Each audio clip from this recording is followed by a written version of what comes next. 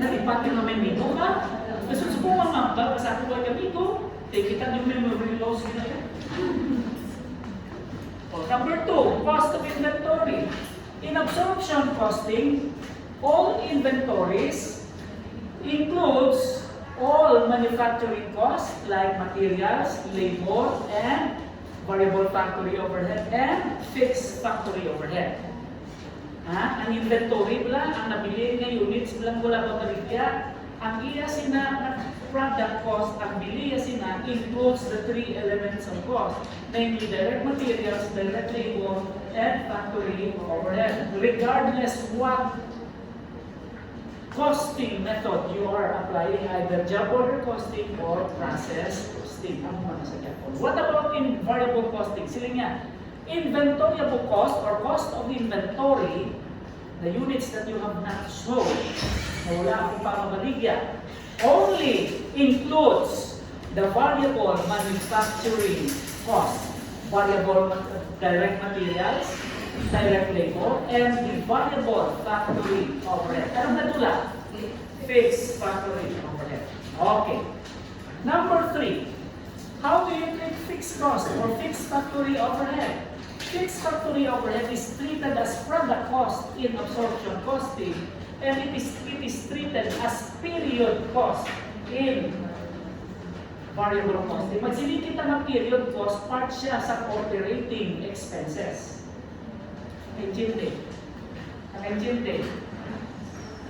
Kung manufacturing cost siya, or product cost, part siya sa total factory costs. Ha?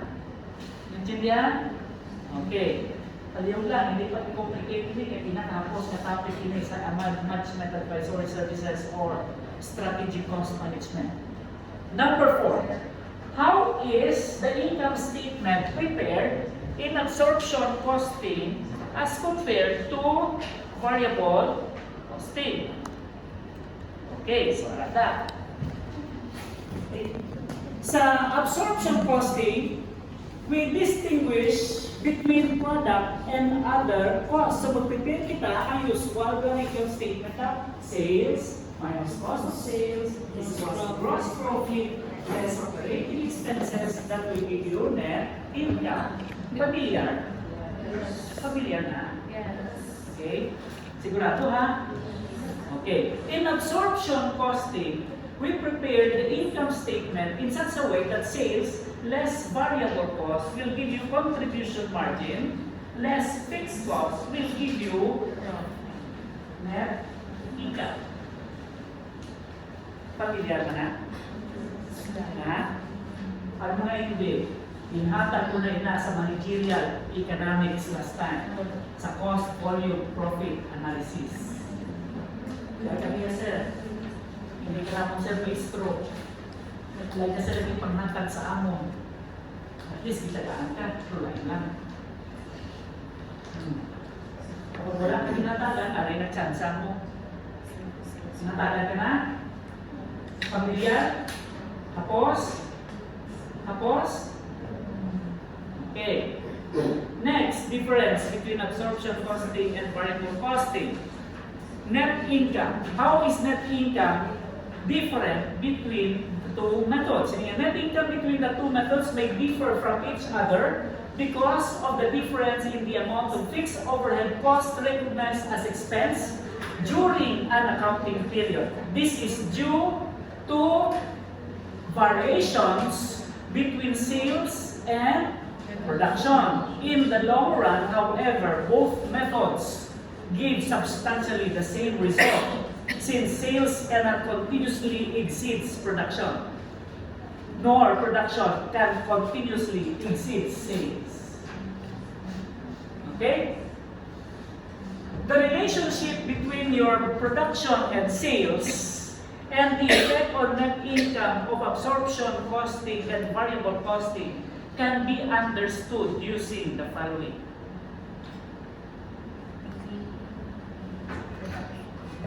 Okay? When P, or when production, or when the number of units produced is the same as the number of units sold, the net income between absorption costing and direct costing are the same. Kung sila nga wala sang ending inventory. Kainjinde. Budlay kini yun. Ay, by the way, hindi gali section 2 ako section 4 ako sorry, section 1 gali nga sorry. So, gaya mo kasaway ha? Letter B. When production exceeds sales, meaning to say that is an ending inventory. Claro. Madamo ang gin-produce, jutay ang nabaligya. But sitting on there is an ending inventory.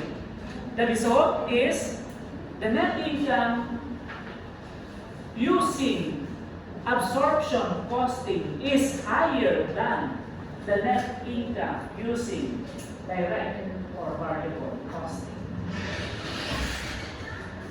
Okay, letter C. When production is less than sales, meaning to say, there is a beginning inventory. Nag-produce ka 10,000, pero ang ginbaligya mo 12,000, there's a chance that possibly man mo kabaligya na 12,000, 10,000 na i-produce mo. Then what will happen? What happened to your ending inventory next period? Your ending inventory today, what will happen to that ending inventory next period? It will become your beginning inventory. So there is a possibility that sales will be higher than production. Right? Do you agree? Do you agree? Yes. On that particular instance, the net income using variable costing is higher than the net income using absorption costing.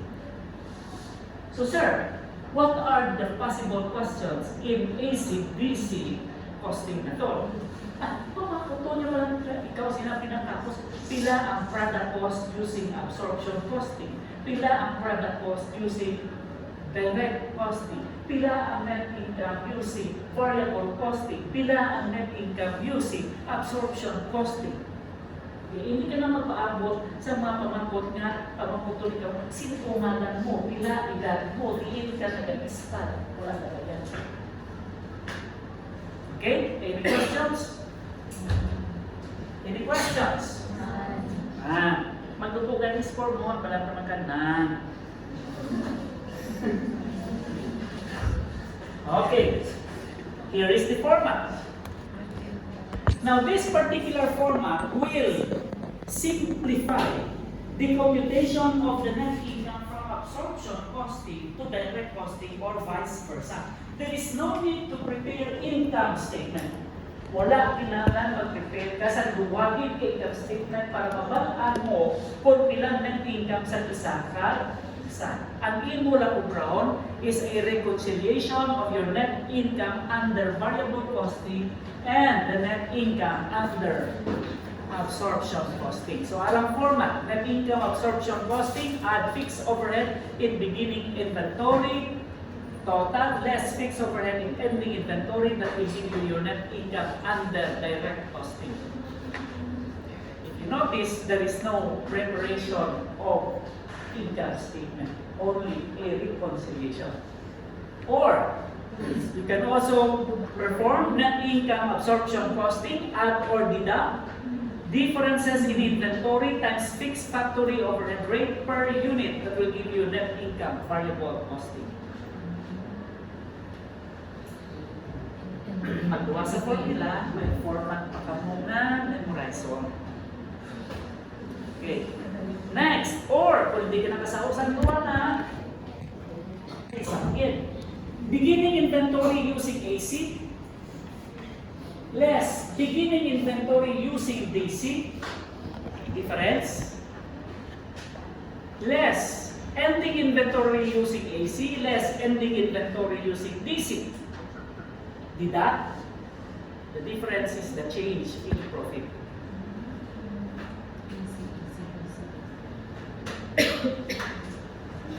Okay? Note. Ano ba niya kasi note? Brasan notes. May mga summary. When beginning inventory is higher,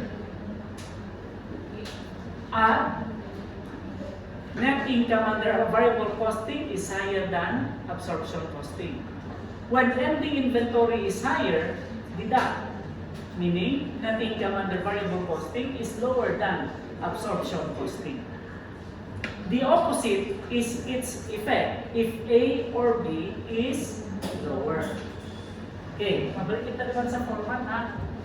Sa babaw ha. Take note, ng heading mo sa ibabaw, ang una sa ibabaw, net income AC. Nasa bottom sa dilado, net income under DC. Pwede man na siyang ihatag ko sa inyong information, DC, ipaproduce ko sa inyo ang AC. Pero inuun mo, i-reverse mo lang ang procedure. Intindi?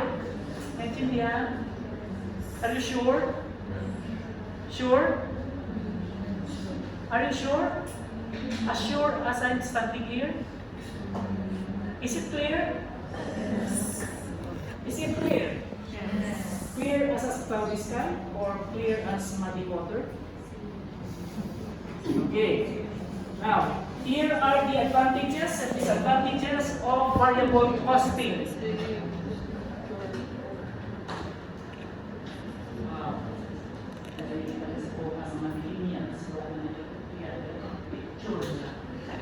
So, photographers,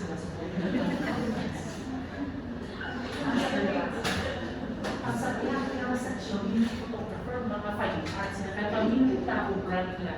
Katademonstrasyon sa notes, pintahan nilang notes mo. Colorful, may green, may yellow, may red. At least may alternative course.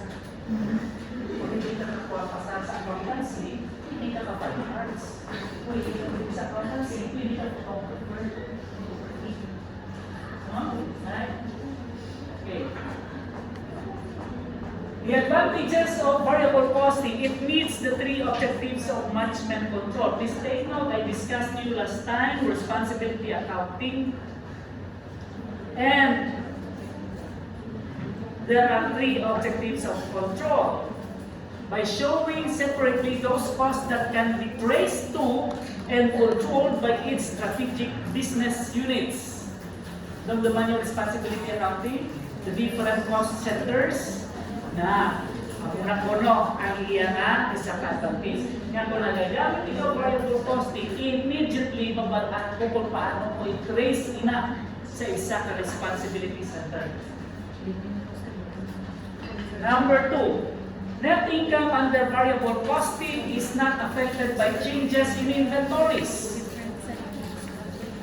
Because all fixed costs are deducted from income in the period in which they occur. That's an operating expense. Now, why mapiktuan ng variable cost? Because according to the definition of variable cost, it varies in direct proportion to production. When production increases, variable cost also increase. When production decreases, variable cost also decrease. So it is not affected whenever there are changes in inventory levels. Number 3, appraisal of performance. Appraisal of performance. Meaning to say, ano ang appraisal of performance? Yan sa discuss nato last week. Balance scorecard. Appraisal of performance of product line or other segment of the business can be facilitated without the need for arbitrary allocation of fixed costs. 4. Cost volume profit relationship data needed for profit planning purposes is readily obtained from the regular accounting statement, and analysis of cost relevant to pricing is simplified and enhanced.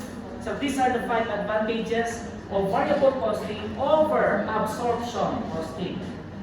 Now, take note, may disadvantage man ina, kahit tatlo lang. I want you to focus on the number 3. Silingan. It is not intended for external reporting and tax purposes. So, nunugay ka ubra sa income statement na variable costing method na ipasa mo sa BIR. Akigan na sila, hindi na sila regulated. Meaning to say, variable costing is for management eyes only. Okay? The purpose of which is indicated in the title of your subject. Anong title sa subject nyo? Strategic Cost Management. Okay. So, gamiton mo lang inaya para makadiskarte ka, makaplano ka. Second, it may encourage a short-sighted approach to profit planning at the expense of the long-run situation. Because in variable costing, your assumptions are fixed. Hindi pwede nga nagalahid-lahid ang imo assumption. So, hindi siya pwede magamit sa long run na planning, only on a short run planning. Third, second, tends to give the impression that variable costs are recovered first, that fixed costs are recovered later, and that finally profits are realized. Now, ilan yung minus mo, variable cost sa sales mo. Sabot sa iyo, pag-wait mo na yung variable cost. Kung may nabilin pa sa iyong contribution margin, ang gasol mo nga bawiyon, fixed cost para ma-determine mo ang iyong net income. If you cannot recover your fixed cost, we need to say you are at a loss. Sa lahat na klase sa inflation, laki yan. Dapat duman sila i-recover. This is why we prepare the income statement using the absorption cost method. Questions? Questions? Na? That ends variable costing.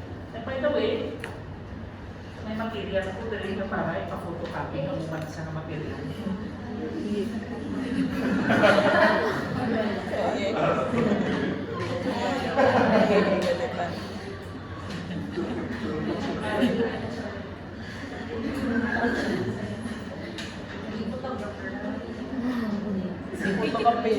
Paano maka-exercise man ang kamot nyo?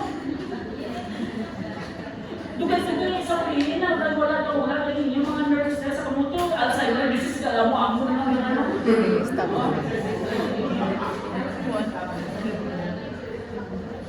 Sino makapot sila? At least nakatalo na.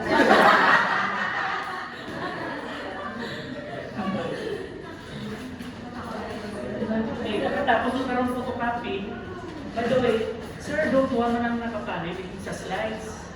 Tinanin yan, sir, dapat ang mutalo. Because I have here already included theoretical questions and problems that are about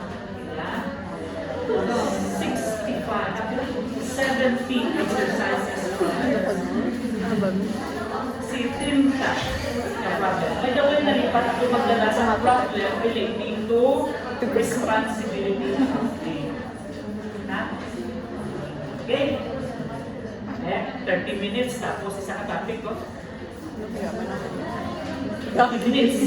So we need to say, wala ka matapos ang January, tapos kulat ka natin ang topic sa Marinas. Kulat na lang ko sa quiz, pensar,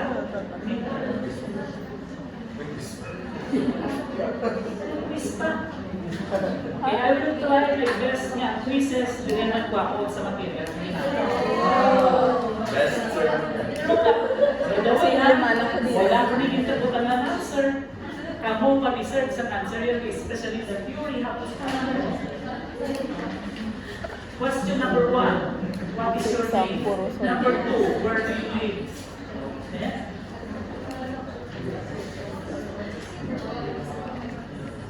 Alcohol. Abi. Kung nakatamati ka mo sa lecture mag-lang, try na ito isa ka multiple choice question. Tapos na na. If a firm uses variable costing. If a firm uses variable costing, A, its product costs includes variable selling and administrative costs. B, its profit fluctuates with sales. D, C, it calculates an idle facility variation. D, its product cost per unit changes because of changes in the number of units produced.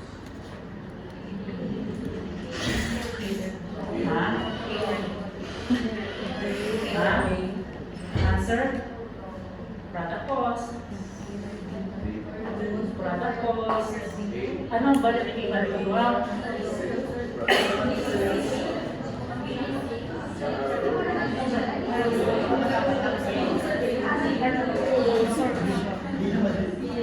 Ano ko lang dala?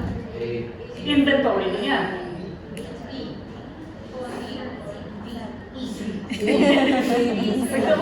are two types of costs. There are again another classification of costs. Manufacturing cost and non-manufacturing costs. Claro? Claro? Manufacturing and non-manufacturing costs. Okay? Now, sa choice na letter A, sinabi niya, its product cost includes variable selling and administrative cost. What is selling and administrative cost? Is it a manufacturing cost or a non-manufacturing cost? Non-manufacturing. Ano ginambayan na yan? Manufacturing. Kaya ang A, correct? Yes. Sa tatlo na lang bilhin. Ang letter C, hindi man ako hindi. You will calculate sa hydrocapacity variation. Because hydrocapacity variation is talking about fixed costs. Capacity. Oh.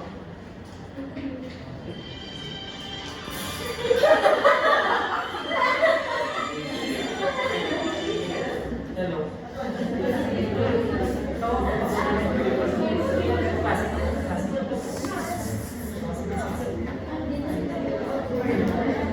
Okay? So, in this question, the remaining answers is either B or D. So, research mo for B. Kay Ampli, its product fluctuates, its profit fluctuates with sales. Kasi kung magsaka ang sales, ang profit, magsaka ka. Okay? And then B, its product cost per unit changes because of changes in the number of units produced, which do you think is the correct answer? The correct answer is letter B.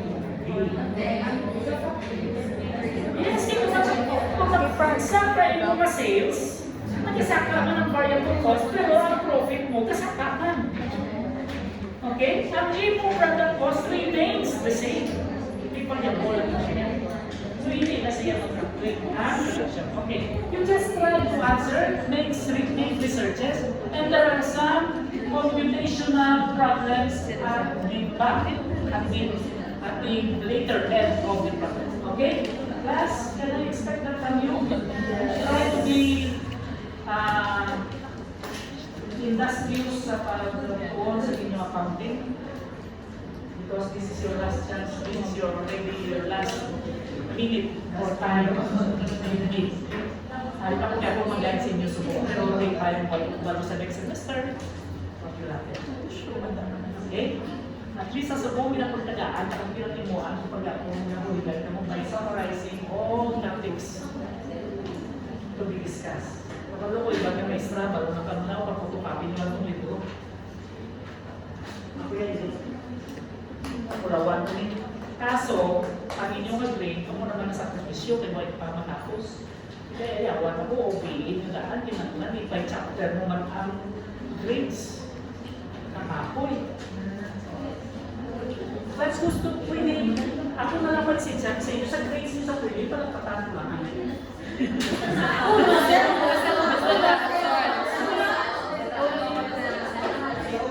Dua ka guys, ang gamit ko.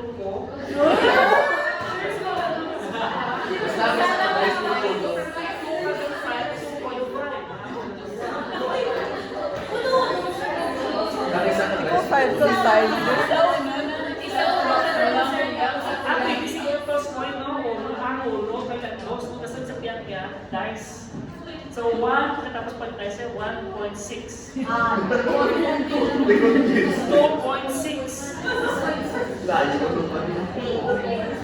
At least gawin siya kung ano ba nagpag-grade. Paglaan, sasabayin ko sa kung nag-ibot yun, ano yan grade naman. Okay. Nakakaroon ko lang natin yung material sa... Now next, that's already topic number 2. Let's move on to topic number 3.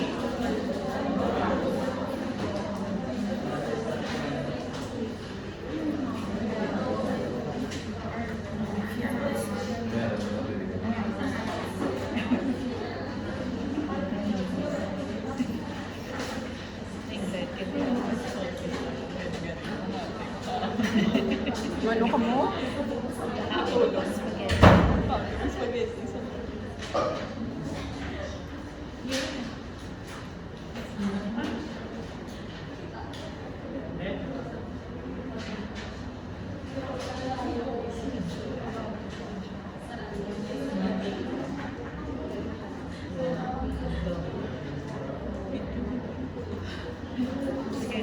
Screen recording.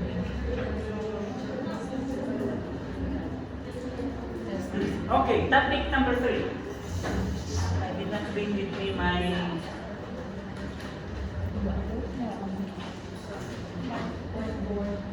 whiteboard.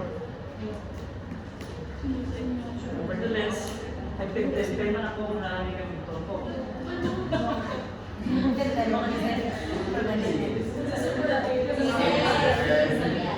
Okay, cost, volume, profit analysis is the next topic. I did not bring the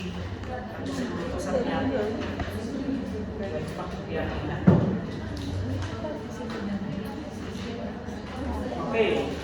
Cost, volume, profit analysis can be performed using manifold costing.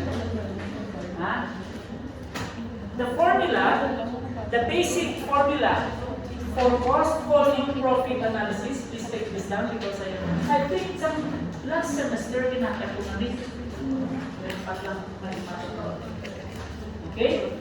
The most important working formula for cost, volume, profit analysis is the computation of your contribution margin. Kung ano talaga ito dito, may ato dito ang formula how the contribution margin is computed. Am I right?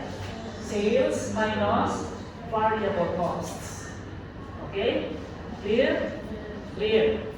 What is cost, volume, profit analysis? Cost, volume, profit analysis is a tool used to determine the desired profit of a particular sales level. Pila ang ibaligyan ko para makaginansya ako, amunin na ako. Okay? So, first working formula. The formula to compute for the contribution margin. That is sales less variable cost. Kung gusto mo compute ng contribution margin per unit, that will be sales per unit minus variable cost per unit will give you contribution margin per unit. Pero na, duwa na formula mo. Kung gusto mo compute ng contribution margin ratio, that will be contribution margin per unit divided by total sales. Contribution margin ratio. That is contribution margin divided by sales, or contribution margin per unit divided by sales per unit. So you have two types of contribution margins. One is expressed in ratio and the other one is expressed in peso per unit. Claro? Is that clear? Is that clear? Okay. Now, the very basic formula to compute for your cost, volume, profit analysis is to know what is the break-even point of a particular sales level. Are you particular with break-even point? Yes. What is break-even point? Define break-even point.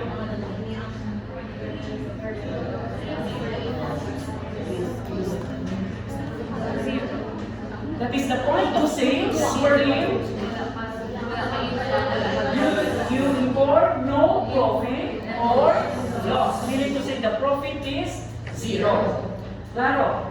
So for example, if the break-even point is 120,000 pesos or 12,000 units, 12,000 units. Kung magbaligya ikaw 12,001 units, sigurado na profit. If you sell below 12,000 units, sigurado na pirmi ka. So ano po silingon sa break-even point? Hindi ka dapat magbaligya below that particular point. Claro? Our points on cost volume profit analysis. So, how do we solve break-even point? The formula for break-even point is fixed costs divided by contribution margin per unit or contribution margin ratio. Fixed costs divided by contribution margin per unit or contribution margin ratio. Ang denominator nimo unit, kung ang imo gusto mabalaan, number of units na maka-break-even ka. Pila ka units kag maka-break-even ka. Kung gusto mo mabalaan, kung pila ang break-even point mo in peso, dapat ang denominator mo ratio. Kaintindi? Kaintindihan? Okay, so the formula, like kung basic di pa makuto, what is the break-even point in units? So, units ang denominator. What is the break-even point in peso? Ratio ang ganito. Okay, now, since we already know the break-even point, we can now plan how much profit we need to earn. Okay, cost, volume, profit, analysis. Sige nga, paano ko karon? Ano ang imuon ko para mabalaan ko kung pila ang ibaligya ko para makaginansya ako 10,000 pesos? Okay? So, let us now make some changes, not really abrupt changes in the formula. Instead now of break-even point, we now change that to this target sales. Instead of break-even point, ang magulang din natin kung formula, break-even point, right? Right, okay. Now this time, we have to compute for the target sales because in our mind, we are now planning how much profit do we need to earn. So, kinahanglan targeton na na kung bilang ibaligya ta. Intindi? So, instead of BES, ang aton nga computon, target sales or TS. So, the formula will be TS or target sales is equal to fixed costs plus desired profit. Okay? Fixed cost plus desired profit divided by either contribution margin per unit or contribution margin ratio. Wala ko di kadalasan ako ng pen mo.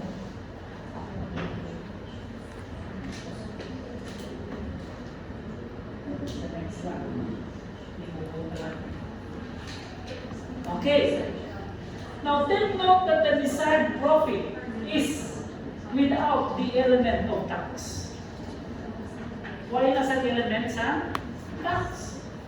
Di abi ko nang ibo yung bigger na desired profit na gusto mo mabalaan after tax. Kinahanglan na buhin na sa tax. You want to earn 10,000, but the 10,000 that you will be earning is after deducting the tax. Ha? Claro? Okay. So what will be the formula kung after tax? So the formula will be target sales is equal to fixed costs plus, okay, plus, this make a straight line. Ay, one ang formula mo. Desired profit plus desired profit divided by what na? Fixed cost plus Okay, open parenthesis, desired profit divided by 1 minus tax rate. 1 minus tax rate, close parenthesis, all over contribution margin per unit or contribution margin ratio. Sa ito na sa pagkakas denominator. Kung CM per unit, kung gamitin mo na CM ratio, same naman sa target sales. Take note, sili ko kanina, kung CM per unit ang gingamit mo, units ang answer yan. Kung contribution margin ratio ang gingamit mo, peso, na break-even point or target sales ang gingamit niya. Klaro? Clear? Okay, we will try solving problems. Kaso wala ko isang template, eh, lain na ginalinan ko kanina.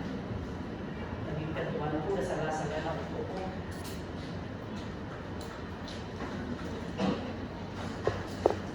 Any questions? There are still about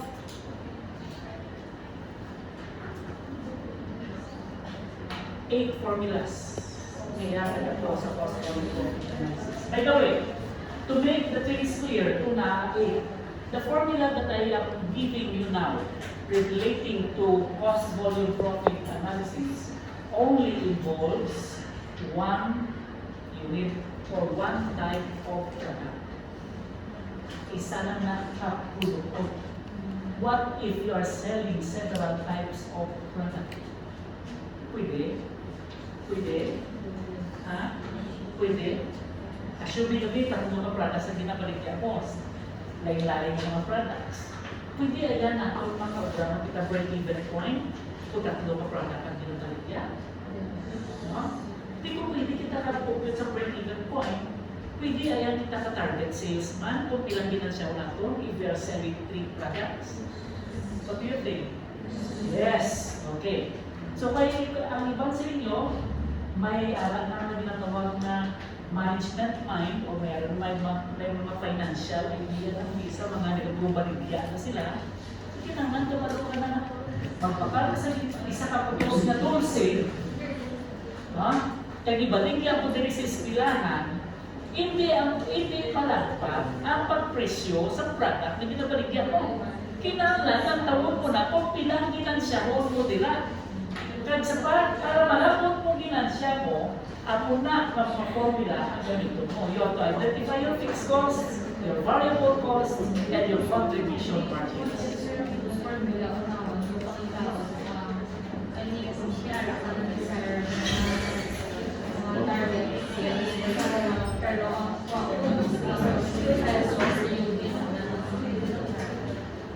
Peso per unit sa product. Hindi, of course, kung may target sales ka, i-divide mo na lang ang iyong mga number of units so huwag mo ng peso per unit. Higla. Okay, questions? We still have 5 minutes. May pamangkot.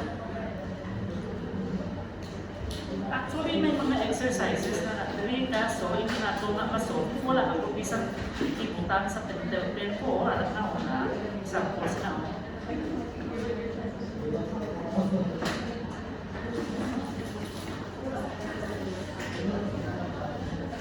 Mga parehas na,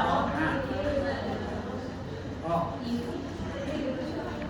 16 to 19, Genie Gift Company, Odessa Company sell the same product in a competitive industries, thus the selling price of the product of each company is the same. Other data about the two companies are as follows. So you have your fixed cost, you have your contribution margin ratio. Okay, given na, hapos-hapos na yun na yan. Pamangkot, ilang break-even point, ano yung mo?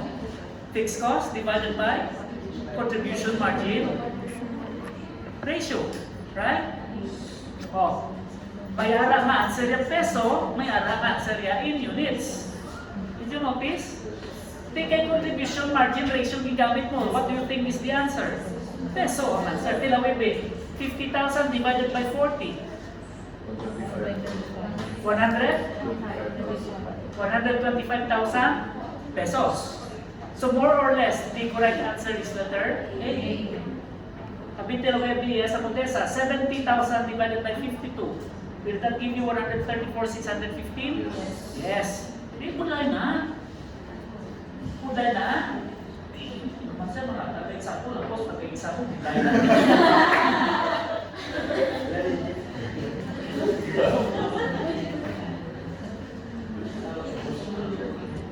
Because you don't use your mind, you don't use your critical thinking. Nagalibot naman ka sa formula. Kung ang lalim galing, kaya kung ano hinahangkat ko, ang mga din na inyong ginapraktisan. No? May term ako sinang ginambagan ni play with your formula. Kapag no kasi na magampang sa formula mo, bisa na ginano, kabalo ko yung sina mag-compute.